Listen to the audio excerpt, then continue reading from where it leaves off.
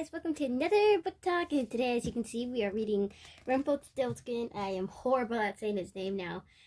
Please go check out my other videos, please, and let's begin. Once there was a miller who was poor but had a beautiful daughter. Now it happened that he had to go and speak to the king in order to make himself appear important. He said to him, "I have a daughter who can spin straw into gold." The king said to the miller, "That is art, which pleases me well. If your daughter is as clever as you, say, bring her tomorrow to my place, and I will try what he can do." And when the girl was brought to him, he took her into a room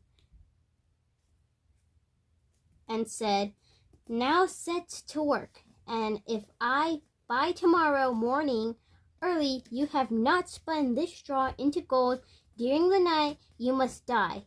Thereupon himself locked up the room and left her alone.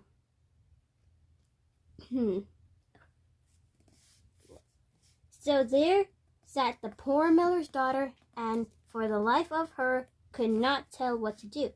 She had no idea how straw can be spun into gold, and she grew more and more miserable, until at last she began to weep.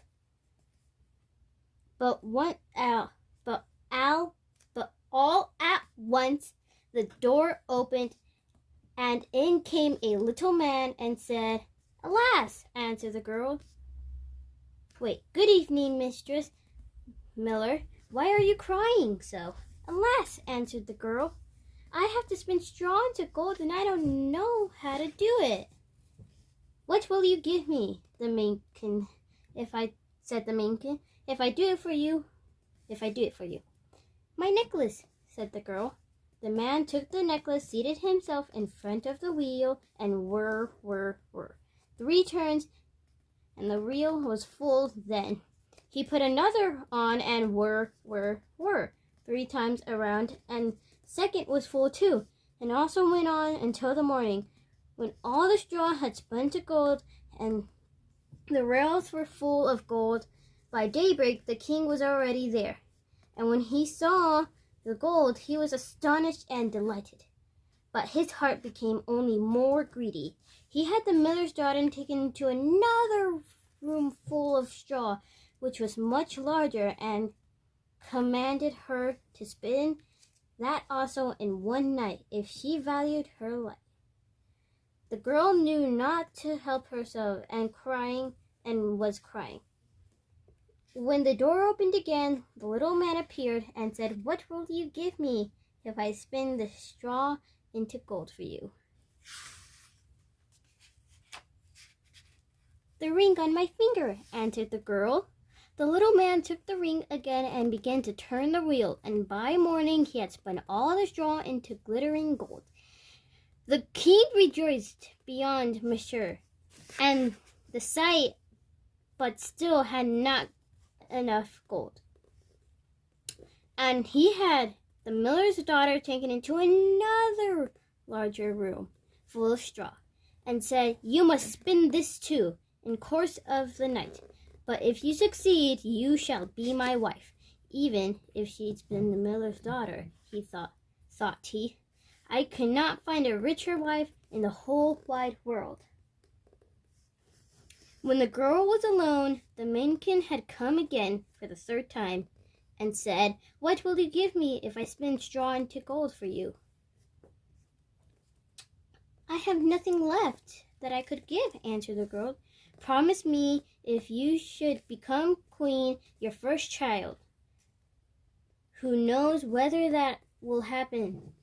thought the miller's daughter, and not knowing how else to help herself in this strait, she promised the mankin what he wanted, and for that he once more span the straw into gold.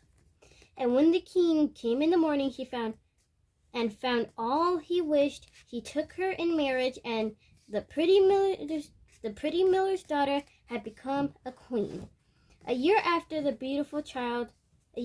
she had a beautiful child, and she never thought to the mankin, but suddenly he came into her room and said, "Now, give me what you promised." The queen was horror-struck and offered all the mankin all the riches of the kingdom if he would leave her the child. But the mankin said, "No, something that is living is dearer to me than all the treasures in the world." Then the queen began to weep and cry, so the mankin pitied her.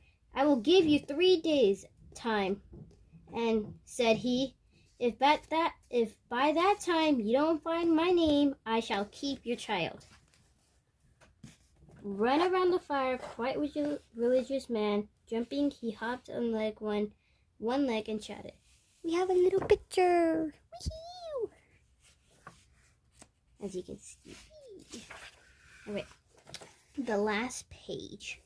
So the queen thought the whole night of all the names that she had ever heard, and sent a messenger over the country to inquire far and wide for any other names that there might be.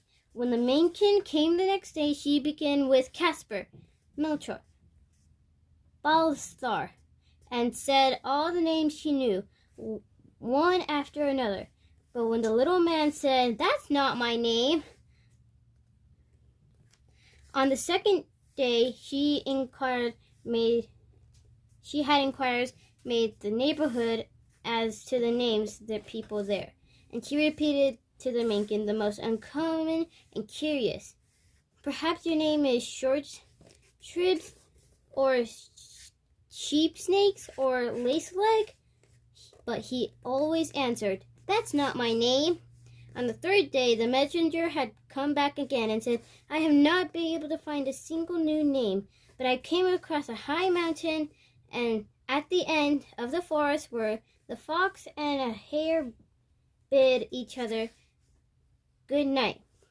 There I saw a little house, and before the house a fire was burning, and round about the fire quite a religious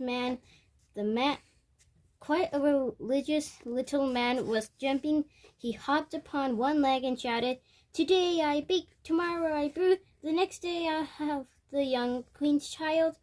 Ha, glad I am that no one knew my name, that Rumplstiltskin I am styled." You may think how glad the queen was when she heard the name. And soon afterwards the little man came in and asked, "Now, Mistress Queen, what is my name?" At first she said, "Your name is Connor." "No." "Your name is Harry." "No." "Perhaps your name is Rumplstiltskin." "The devil has told you that!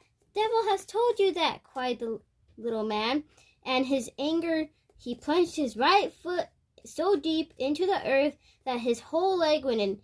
Then he raged. He pulled his left leg so hard with both hands that he tore himself in two.